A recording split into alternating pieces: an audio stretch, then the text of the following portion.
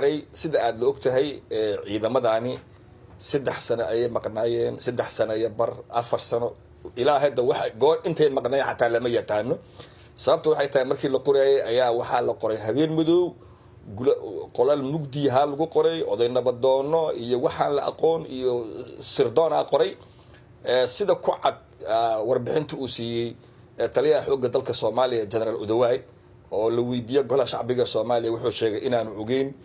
ciidan Soomaaliyeed oo dibadda loo qaaday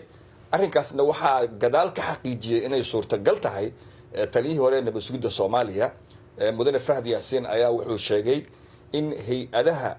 amniga iyo sirtooda iyo xogtooda laga qarin jiray madaxda Soomaalida oo ugu horeeyay ra'iisul wasaarayaasha tusaale ahaan wuxuu sheegay in xogta in laga qarin jiray ra'iisul wasaare Roble haddii Roble laga qarin jirana waxa suurtagal khayrana waa laga qarinayay haddii khayra laga qariyana waxa suurtagal Odawaay in asina laga qariyo marka ciidamadani waa wiilal Soomaaliyeed laakiin sida lagu qoray iyo duruufaha ku wareegsan iyo tababarka ay 4 sano jireen wax la fahmi kara ma sida caadiga ah ciidamada militariga dunidoo dhan saraakiisha ayaa 4 sano ku maqnaada tababar mataqaana niman asgar ah mataqaana food mataqaana soldierisa ama field soldierisa ciidanka lugtaahay yani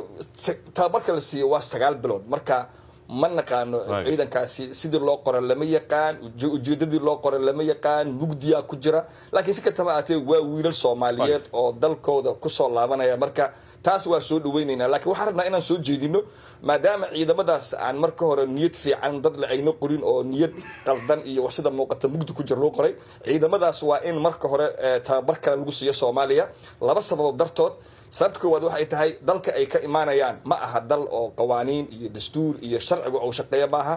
waa dal oo ciidamadiisa iyo cid kastoo tababaran ku